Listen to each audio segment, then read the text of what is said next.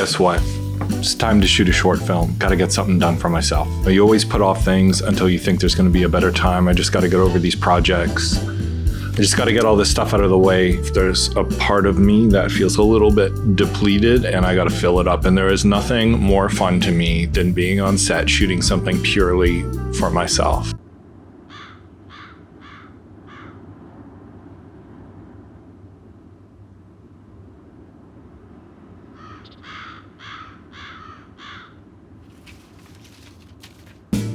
Well, whenever I start to think about doing a short film, a little bit of fear creeps up. That little thing inside of you that tries to convince you to do nothing, because nothing is safer, right? That's what humans are programmed to be. They're programmed to stay the same. I start to think about bad, cheap short films, and I start to wonder, is my short film gonna look like these? How do I make my short film not look like garbage?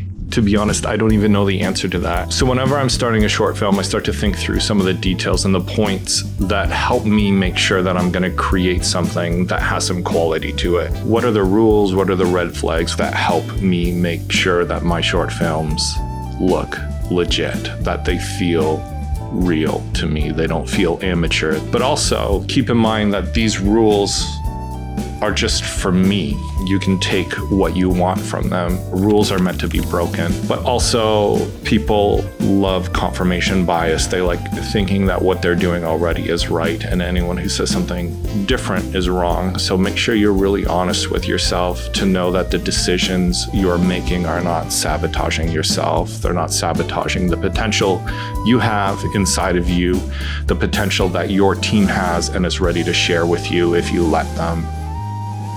Let's get going.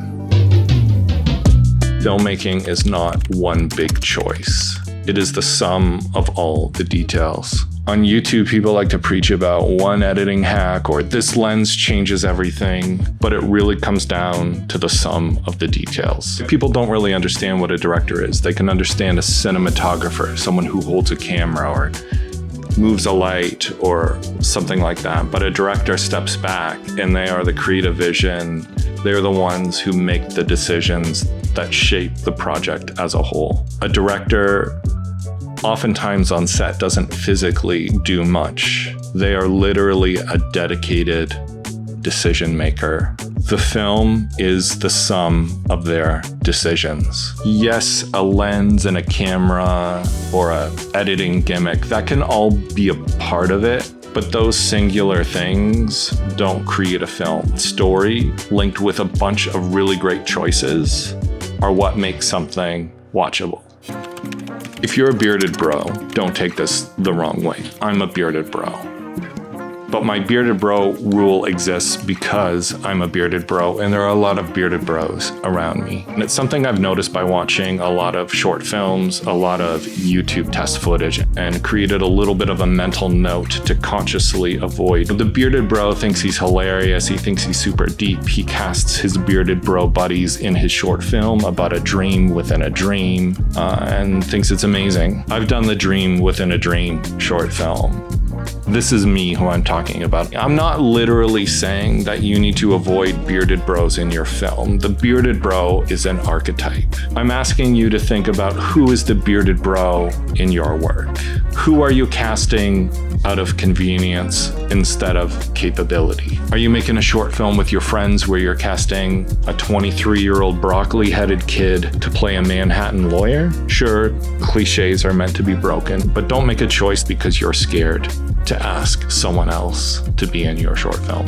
And I'm sure your bros, your gals, your buds, they're the exception. Bros gave us Wes Anderson and the Wilson brothers. Good Will Hunting, it gave us The Lonely Island. There definitely are exceptions. If your bearded bro is the best choice for the script you've written, then by all means go for it. But I find the work that people make with their bros versus collaborators, they tend to be subjective. They tend to be full of inside jokes, sort of like a skit played at a school graduation, that as soon as you take it outside of that context, no one has any clue what's going on. At some point, you'll want to elevate what you're creating, and casting is a really great way to start. Make sure you build around capability rather than convenience. Totally make short films with your bros, your gals, whoever. Have fun, find your voice, but when you start to get serious about what you're creating, make sure that your choices get serious alongside you. So how do I avoid the bearded bro trap? Well, the short film I'm planning right now stars some young women. The short film I have planned after that stars some seniors. Once you start getting outside people involved, it forces you to start to take things way more seriously. If you have sort of a stranger showing up on set, you're going to be a lot more professional. You're going to make sure that they're taken care of. And they're also going to need information before your shoot. They don't want to just show up. They want to know what they're doing. They want to rehearse their lines. And this forces you to plan all of that stuff out and start to become a professional. You come up with an idea, and before you can even finish writing it down, you're picking up a camera, you're texting your buddy saying, let's go, let's shoot. For some reason, humans don't like planning. It's boring. Being on set is about execution. It's not about figuring anything out. And if you're shooting a short film with little or no budget, the one luxury you do have is time to plan it out so that when you get to set with no budget and just a couple friends, you know exactly what needs to happen to make it a success. Don't just scribble down the idea and pick up a camera. Follow the proper film process. The same process on huge, big budget films. Not only will it make even the smallest project less stressful, it'll start setting the stage so that when you get onto a bigger project, you already have a process. Nothing's worse than starting to work with a new person and to figure out they have absolutely no process. They're not a professional person. That's really stressful because then you force what really is your job onto the people around you, and they'll maybe start to resent you for it. One of the things I recommend is looking into what is called a director's treatment. And I'm talking about treatments from a commercial director perspective. That's what I came up through. So I understand that director's treatments for films are usually less visually heavy, but I recommend sort of following what a commercial director would go through because we need to lay out all of the details, all of the references, the look and feel, the talent, the wardrobe. Everything is visually presented. It's your vision put down on paper or digital or PowerPoint. I use Google Slides. What this does, even on the world's smallest project, is it forces you to figure out your script and then build pages for each department, even if you are all of those departments. I'm doing that right now for my short film. I've got pages for wardrobe, for casting, all of those things. So when I ask someone to get involved, they look at it and they can see the whole picture. They see what they're getting into, and it really makes people excited to say yes, even if they're working for free, even if it's your friends. It shows that you are buttoned up, that you've thought through all the details, and that the shoot day is not going to be a gong show. It's going to be a lot of fun. That treatment's going to start to tell you where you need to start putting your attention, where you need to ask for favors, where you need to bring people in. I've heard stories about people who get really high-profile actors in their short film. You know what would make that really easy for someone to say yes to is putting together a director's treatment that has the script and the visual look and feel so that an actor who's maybe going to work for free or like an incredibly low rate, they might say yes. A lot of people are willing to really put themselves out there if the creative opportunity is legit. So build that through your treatment and you'll be amazed at who gets excited to get involved in your project. I don't know if you've ever been on a high school or college film set, you know that it is a total gong show. And once you get into the professional world, you very quickly realize there are departments and roles defined for a reason. I remember when I was just starting as a commercial director being nervous on set because I've heard about how protective people are about their roles on a film set. But as I've worked on film sets more and more, I understand that that is for a reason. You don't mow your neighbor's grass. They're there for a reason. All of these departments exist for a reason. Even your short film, if it's you and two friends, needs every department represented. Even if you're doing 6 of those departments' jobs and your friend is doing 4, every department needs to be represented. And roles need to be signed. If your best bud, Cindy, if she's helping you out on your short film, Give her a role. Maybe you've already collected the props for your shoot, but on the shoot day, you can't do everything, so you bring Cindy along and you tell her, "You're my on-set dresser." Look at roles for films and give them to your crew. That way, Cindy is empowered. She knows that she's got to dress the set with props. And if something needs to be moved, don't ask the cinematographer. Don't even move it yourself, ask her. Respecting those roles is a way to make sure that the people you've brought on set feel empowered, feel like they have a job to do, and they can feel ownership over the final image. When I'm starting a short film, one of the things I often think about and I keep a list of is, what do I have access to that no one else does? There's a bit of a cliche with a first-time filmmaker that they write a script and it turns out to be $100 million sci-fi epic. Don't make a short film about something that you have no chance of pulling off. Wes Anderson's first film was not a big production where they built a whole small town in the desert. It was a 16mm short film he made with friends. But that was the beginning of a career that ended up with him building a whole town in the desert. It didn't start there. And if Wes Anderson wanted to start his career by building a small town in the desert, he wouldn't have had the resources to pull it off, and it probably would have hindered his filmmaking career and probably bankrupted him. Even if you have a ton of experience as a filmmaker, it can still bankrupt you. Jacques Tati, he directed a ton of films and starred as the main character, Monsieur Hulot, who was sort of a slapstick bridge between the silent era stars and Inspector Clouseau from the Pink Panther. But a very famous story about Jacques Tati is for his film Playtime, he ended up building a version of Paris, literally bankrupted himself, and never really recovered from it. So my rule that I ask to myself is, what big piece of production value can I add to my short film at little or no cost? My first short film was a camera test with the original Blackmagic camera. We shot it in the hallway of a 1930s house. It looked timeless. It didn't look like a modern suburban Home Depot house. It made this little scene that I was shooting feel legit. Free production value. Well, not free. Owning a house is not free. In another short piece, I wanted a black unicorn on a beach. I live in a rural area, so it was surprisingly easy to find a black horse and a secluded beach on Lake Erie that we snuck onto and filmed sort of a spoof fragrance commercial. I had access to a bookstore, so I shot a short film there. It looked great. Free production value. Another short film we shot in a friend's cottage in the off season. Like a good producer, I took a full photo survey of the room so that at the end of the day we could move everything right back and it looked like no one had ever been there. My upcoming short takes place in a church, and there's lots of churches in my area, so a cheap rental fee, and we've got a beautiful location, can make a period piece for next to no money. That big thing that can elevate your short film, it doesn't have to be a location, it can be a prop. Maybe you have a friend who's really great with models, or you know someone who could build something really interesting, really cheap for you. What are the resources that you have access to with little to no money that can really elevate your piece and make people go, wow? It's not about thinking you're awesome for writing a big sci-fi epic that needs you to build a whole spaceship interior without ever having picked up a saw in your life. It's about being realistic with what you can pull off at a really high level without a lot of resources. Spend your time there.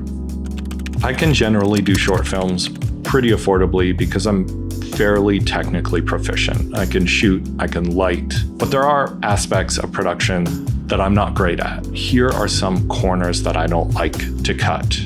The first one is the hair and makeup department. Someone who doesn't look good on camera can sabotage your whole production. If you're staring at a cold sore because you didn't bring a hair and makeup artist, this comes from experience. That's all the people watching your video are gonna look at. They're gonna be grossed out by this dude you had to interview that has a cold sore. I do a lot of commercial work, corporate videos, and my baseline for production is to never shoot a face without a hair and makeup artist. And I'm not talking about like a local bridal hair and makeup artist.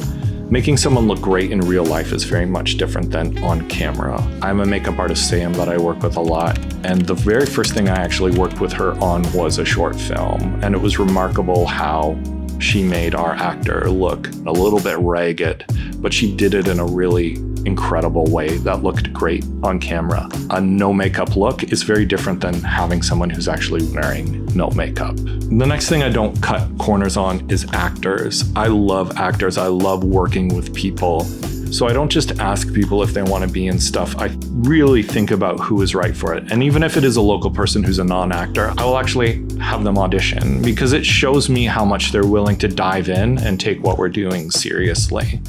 And the last thing not to skimp on, I'm sure there's a lot more. Let me know what I missed here. What are your sort of valuable things that you would never skimp on? But the next one is audio. Whether it's having good location audio to capture dialogue on the day, or just a professional to do a good audio mix at the end.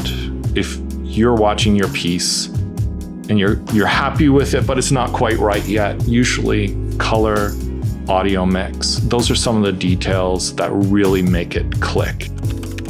The other thing I'm careful to do with people who I'm even asking to work for free, I'll always give them deadlines. If you don't, then things will never get done. And then you're going to start nagging people, and then they're going to become resentful, and they're going to wish they never got involved. If you get a colorist involved, promise them a locked cut by a certain date, and then ask for them to return a colored final by a certain day. Ironically, a deadline for a free project takes a lot of pressure off because people know they're going to be free of it a lot earlier. It protects you as a filmmaker of, letting something go too long and throwing off your whole post-production.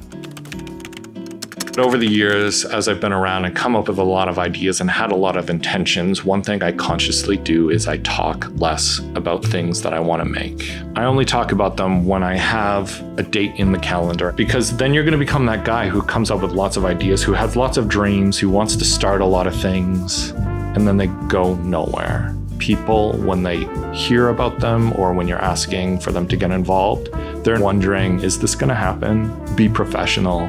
Imagine your short film is under an NDA, which leads into the next point. Finish your short film. This comes from personal pain. I've never not finished a short film, but I've let them drag out a long time, and it feels terrible. I'm sure I'm not alone with shooting something and then going home and looking through the footage and thinking, this is garbage. I'm learning to remind myself that of course it's garbage. It's raw footage. It's not anything.